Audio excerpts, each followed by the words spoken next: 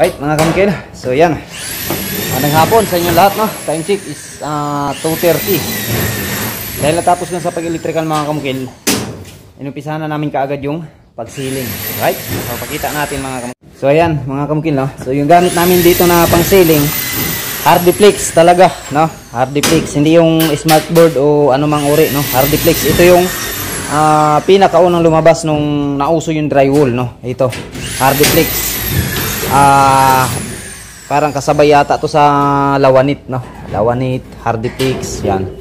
So parang ngayon nawawala na yung Lawanit, no? Yung Lawanit kasi kulay brown yun, na parang ano, parang plywoodin, yung pagkabanat, no? So Hardiplex talaga yung gamit namin. Saka meron pang maraming uri nito na madalas tinatawag ding Hardiplex, no? Pero hindi po yun Hardiplex, meron tayong smartboard, gypsum board, yung ibang mga uri ng mga ganito drywall, no? Basta marami. Ito Hardiplex mga kamukil. Ang kagandahan lang kasi sa Hardiplex yan, pagdating sa rivets mga kamukil, kahit na nasa pinakagilid na yung i-rivets natin, hindi siya mabibiyak mga kamukil, no? Sa smartboard kasi o gypsum board, madalas nabibiyak na yan kapag kaganyang mga distansya napakagilid na. Pero sa Hardiplex hindi po siya basta-bastang mabibiyak kasi medyo malambot po siya mga kamukil. At hindi din po siya na basta-bastang mabali. Parang may pagka-jelly siya na may pagka-rubberized, parang ganun itong Hardiplex, no? Ang isa lang sa hindi ko nagustuhan dito sa Hardiplex is hindi siya masyadong maputi. Yan yung napapansin nyo. Hindi kagaya sa smartboard na kukunting primer na lang igagamitin natin, cover up kaagad siya. Itong Hardiplex kasi ganyan, kung napapansin nyo, may mga itim-itim siya, di ba? So kapag kaganyan, hindi yan makaaya sa isang primeran lang mga kamukil, no? Hindi yan mawawala. Kailangan mga dalawang pahid tayo nito or tatlo, maka-cover up na yung mga itim-itim. Sa smartboard kasi mga kamukil, ang maganda lang doon, madali siyang i-cover up sa primer, so hindi siya masyadong magastos sa pintura sa primer.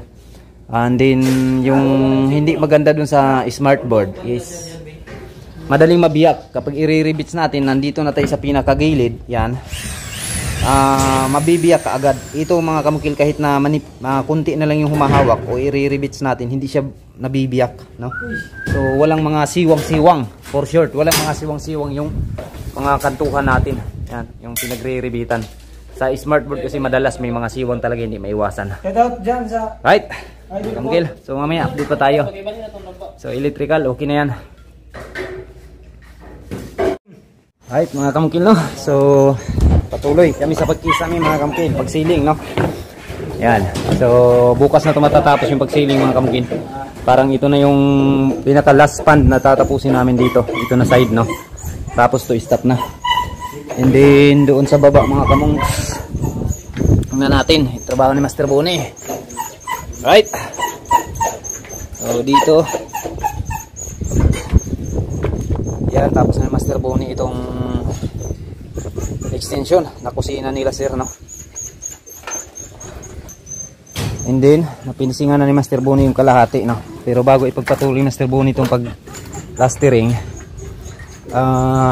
pinapatrabaho ko muna sa kanila yung drainage mga kamukil, no? Kasi walang tapunan ng tubig, hirap ng tapunan ng tubig dito sa likod, no? Sa bandang harap walang problema doon kasi nandun yung mga catch basin at saka yung kanal na tapunan ng tubig. So dito sa likuran mga kamukil, wala. Kaya ginawa namin ng diskarte. So yan, D4 na PVC yung ginagamit namin dito. Dito namin ipapadaan, tapos dito dadaan yung para sa lababo natin, no? So patapon na yan, papunta dun. So huhukayin to. Yan, habang ang hukay nito mga kamukil, pa-slope siya papunta dun sa may kanal, dun yung tapon nito. Ito. Yung maganda pa dito mga kamungkil na diskarte, butas-butasan sana natin yung PVC kapag hindi na floringan, no? Tabunan na lang siya ng lupa, tapos pasok natin yung PVC na nakabutas-butas na, tapos lagyan pa natin ng screen para yung mga yung pinong-pinong screen, no? Para yung mga lupa hindi papasok dun sa butas ng ating PVC. So kung walang flooring yun na simento mga kamukila, pwede natin gawin. Para yung tubig, pag pupunta na siya sa ilalim, papasok pa rin siya sa ating PVC, no? So ito, flooringan kasi dito, pati itong hinukay pabalikan sa pag-flooring, kaya hindi na natin kailangan butas-butasan yan, ganyan na lang, no? So yun sa dulo mga kamukil, may ano yan, may reducer yan na D-trace. Diyan natin itatapon yung downspout na yon, sa taas na yon. Yan, tatapon natin doon sa pinakadulo. And then dito mga kamukil, dito maglalagay ng floor drain. Yan, lagyan natin ng floor drain kasi dito yan labahan nila sir, labahan to dito, kaya yung mga tubig na papatak dyan papasok pa rin dito sa floor drain na to. And then pagdating doon, may putol na naman tayo, lalagay tayo ng T na naka-reduce siya ng DDoS. Yun yung gamit natin, naka-reduce siya ng DDoS. Magbubutas tayo doon papasok para sa lababo natin at saka sa linya ng ating gripo, no, doon sa lababo. So sabay yung linya ng gripo dito, saka natutabunan mga kamukil pag na-installar na din yung linya ng tubig papasok doon sa loob. So si Master Bonnie nakatuka dito, kami mga kamukil doon sa taas, no, Master Buyit nagkikisami habang ako nag-i-electrical. Right, so 6 na tao lang kami nagtrabaho dito mga kamukil, 6 na tao. At nasa 26 days namin na trabaho ngayon, no. Pero yung 11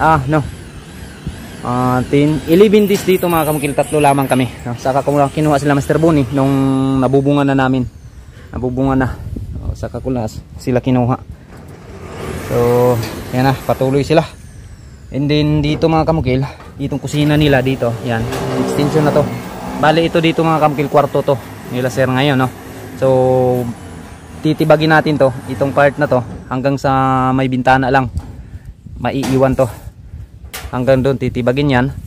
At saka dyan sa taas, no, titibagin natin yan dyan sa taas para lalaki yung kusina nila. Itong kwarto na to magiging kusina na nila sir, tapos lipat na sila sa taas. And then dito sa kabila, as is pa rin to na kwarto mga kamukil. Yan dito, ang ililipat lang dito yung aircon, lilipat natin doon sa kabila. So yun lang yung trabaho dito sa baba, at saka pagta-tiles, no. So doon sa loob yung mga natutuklap na tiles, yun lang yung ita-tiles natin. And then itong lababo, so pagka matapos yan, at kung may papagawa pa si sir, ibang presyo na yun, additional na yun. Okay, so yan lang muna mga kamukil, no, yung update sa trabaho ngayon. Maraming salamat mga kamukil sa inyong walang sawang pagsuporta. Yan, and sa linggo mga kamukil, abangan nyo, mamamahagi tayo ng ating natanggap na blessings mula po kay FB Feeds, no. Sumahod na po tayo at hindi po gaano kalakihan, pero hindi hadlang yun mga kamukil na maliit lang yung sahod natin, hindi na tayo mamahagi tayo mga kamukil, no. Sa mga bata lang muna yung aking bibigyan ng kasiyahan, no, doon sa amin. Abangan nyo mga kamukil. So hanggang doon, tapon ng tubig nito kanal na yan, no, dyan itatapon yung tubig. Alright, pahabol lang pala tayo mga kamukil, ha. So kapag ka ganitong klaseng mga drainage yung gagamitin nyo, labasan ng tubig, PVC, kailangan maglalagay tayo ng clean out mga kamukil. Kapag hindi natin maiwasan na magkabara-bara siya, so yung clean out na lang yung buksan natin para tusukin natin yung bara sa ilalim, no, yung clean out na lang. So dyan banda maglalagay tayo ng clean out, tapos doon clean out din hanggang doon, no. Bali 3 clean out yung ilalagay natin para kung sakaling may bara, buksan natin yung clean out, tusukin natin ng pwede nating itusok na sasabay siya kung ano yung forma sa ilalim, no. Yung mga rubby rice na mga hose pwede nating tusukin ng ganyan, di ba, kaya mga tie wire, no. So yan, okay, yan lang mga kamukil, thank you.